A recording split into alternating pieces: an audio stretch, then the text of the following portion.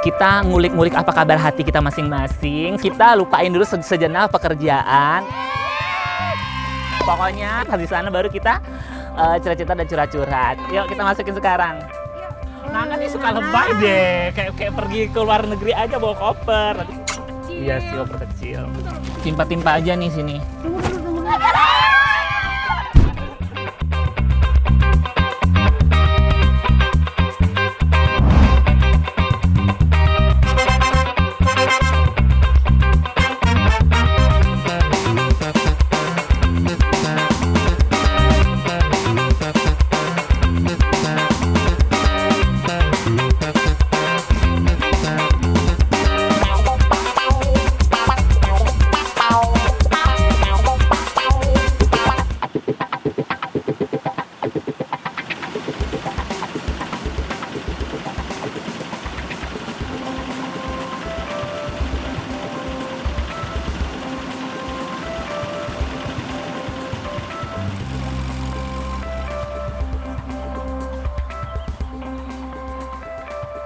Lihat mereka tuh sekarang aja umurnya udah masih muda banget tapi udah punya banyak pengetahuan, banyak pengalaman gitu.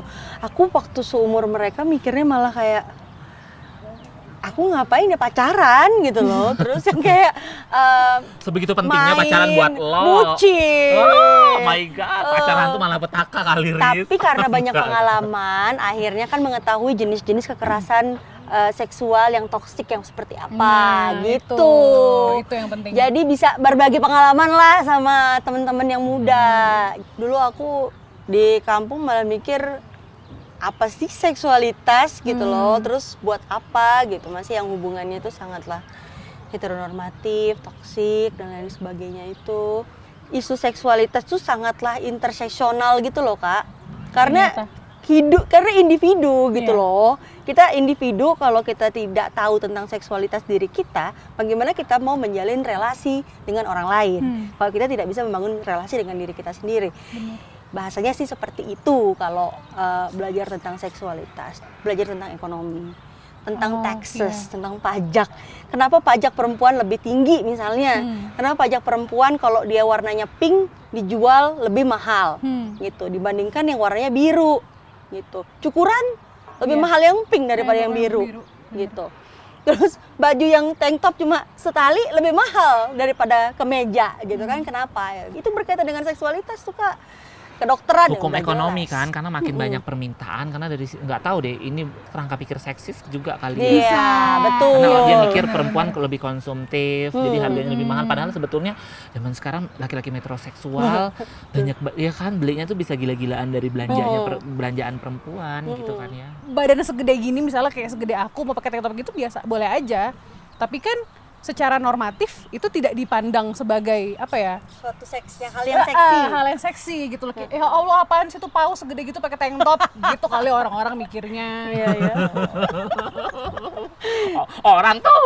Tapi kan kalau ngomongin bentuk tubuh ketubuhan lah ya gitu. Bahkan kalau kita ngomongin Arab Saudi aja yang cantik adalah yang agak padat, berisi. Iya, nah itu juga Yunani kuno kan juga seperti itu. Iya, bentuk makanya lukisan-lukisan dan patung-patungnya itu kan bentuknya perempuan-perempuan yang gembil gitu. Iya, padat. karena itu lambang kesuburan. Betul. Dan kebetulan kita bertiga subur loh ternyata. Oh my god.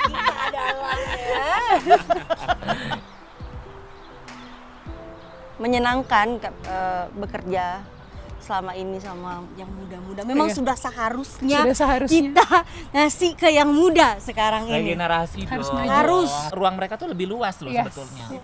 Aktivisme di dunia global itu aja dimulai bukan dimulai sih, itu tuh yang mimpin tuh anak-anak muda. Bener. Dan keren-keren ya bener kalau istilahnya Rizka tuh advanced youth. Nggak cuma bisa programatik, tapi mereka juga mikir ini kedepannya si aktivisme ini mau dibawa kemana. Tahu isunya gitu ya? Tahu isunya. Aktivisme anak muda di Indonesia ini sangat organik.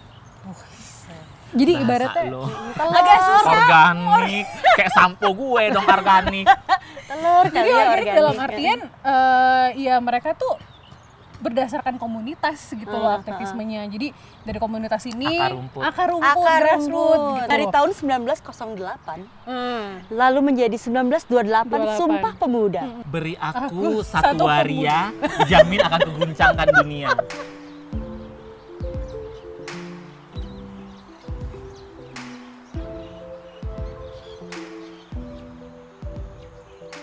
Tapi kalian cepet loh adaptasinya. Oh, tapi kalian emang udah Aku relawan sebelumnya 2016 Kak. Aku yang baru banget loh di PKBI. Dan aku memang nggak ada background kerelawanan sama sekali. Setelah kuliah itu aku merasa setiap datang ke tempat baru, ke lingkungan baru, pasti ada aja cerita korban kekerasan. Entah Iya, kekerasan pasti seksual ada atau ya. kekerasan fisik dalam keluarga. Iya. Dan kebanyakan korbannya siapa sih? Perempuan. Iya sih. Tapi karena kita nggak tahu yang tadi itu, jadi kita kayak masih kayak mewajarkan. Bukan mewajarkan, tapi nggak ngerti harus ngapain gitu. Lebih milih diem gitu nggak Iya, sih? lebih milih diam Bukan, gitu. kan? Kayak privacy gitu. Bahkan diomongin.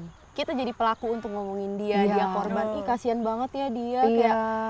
Kayak, tuh kan akibat gini, makanya dia kayak gini. Kayak bener-bener kita sebenarnya kayak turut serta Iya. Kekerasan gak cuma ini misalnya fisik doang, verbal ya, Iya. bisa. Psikis. Iya, psikis, banyak dimensi aspeknya gitu. Jadi kayak kita kadang bisa mewajarkan ketika relasinya memang, kan keluarga, kayak gitu. Atau pacar aku gitu.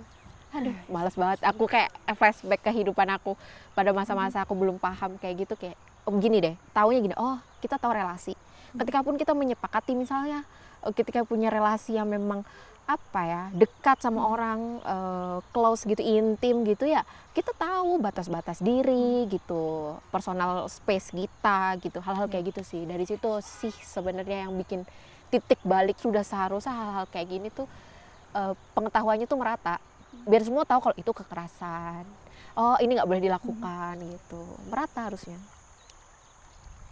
Kalian pernah pendampingan di desa, maksudnya korban-korban di desa yang perempuan, mereka merasa ya itu hal yang wajar, mungkin mereka diperlakukan seperti itu gitu ya. Belum stigmatisasi dari Tetangga atau stigma dari ya dari masyarakat. tetangganya Iya, gitu. iya. Itu berat sih buat mereka. Karena memang secara pendidikan kita tuh nggak dikasih tahu gitu, dan itu yang bikin kayak makin tertutup. Dan bahkan Iya. teman-temanku banyak kok di kota yang kena kekerasan. tapi emang di sekolah itu juga bukan informasi yang jelas ya, malah kayak hal yang rancu kadang untuk dibicarakan di lingkungan sekolah. Keluarga juga belum tentu Iya. jadi jadi tempat yang nyaman untuk bertukar Pasti. Iya. informasi, diskusi. Tapi sebenarnya kita juga punya suara loh.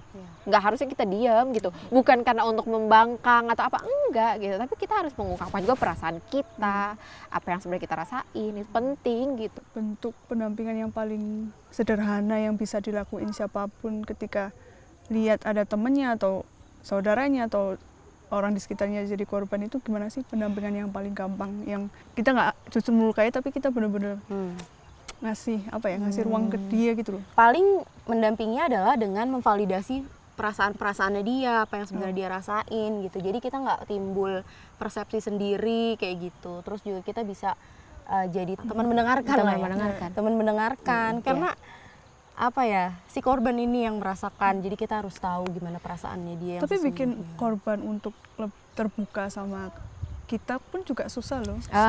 Bangun Susah. kepercayaan tuh susah, Susah. Kak. Dan yang jelas kita harus menjaga kerahasiaan mereka bener-bener sih. Itu yang paling Inisial, nama, kisah tuh nggak boleh. Kecuali dalam hal-hal misalnya case conference ya, maksudnya kayak kita lagi ketemu sama dokter, sama tim kita gitu. Ada apa tadi gitu? Apa yang tepat untuk mau dia di-refer, gitu? Ya, atau mau dirujuk kemana gitu? Itu boleh sih gitu. Tapi kalau untuk kerahasiaan dia itu yang harus dipegang nomor satu gitu.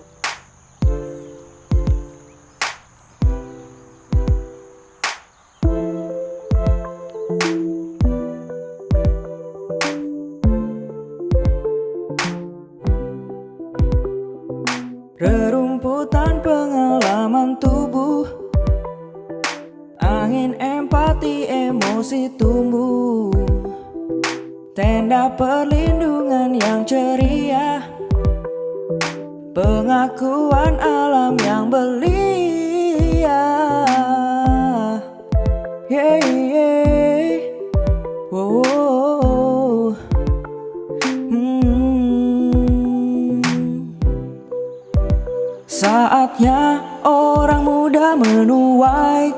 cinta yang bergerak. Saatnya orang muda menyampaikan isi benar.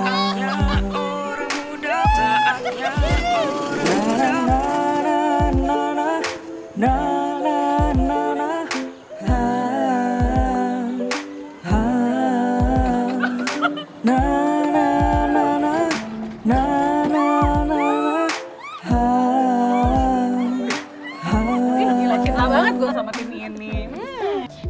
Karena kalau misalnya di sini nggak jadi orang lain aja sih Kak, nggak banyak jaim. Jadi yang pertama aku mau bilang makasih sama Kak Anggun yang udah arrange ini semua, yang udah rempong bawa keranjang isi laptop ini dan segala perintilannya. Buat Rizka juga yang udah jadi saksi repot.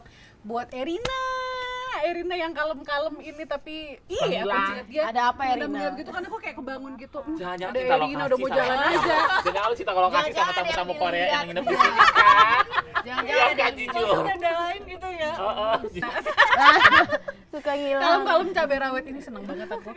Terus Yumna yang selalu semangat. Yumna tuh ya ampun ini Baterainya 24/24 kayaknya deh, bukan 24/7.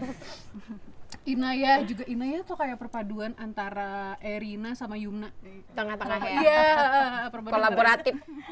Kalau Kak Anggun gimana kalau Kak Anggun? Ih, kok ditaruh di situ? Gilingan padi di sawah. Terima kasih banyak dan semangat terus. Kita sama, Tapi beda itu biasa.